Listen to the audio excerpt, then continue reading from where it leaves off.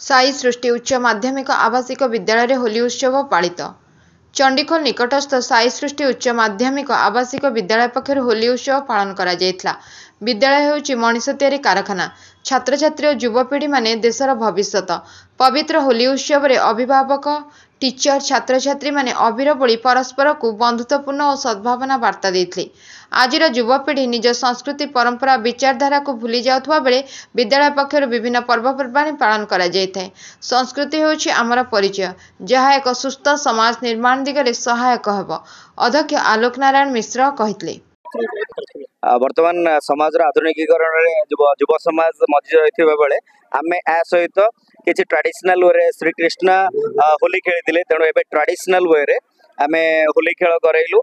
भजन कीर्तन श्रीकृष्ण रामंकर नाम निगला भजन कीर्तन करागला। कीर्तन मंडली आसते खूब धूमधाम आम स्टूडेंट सहित होली पालन कलु।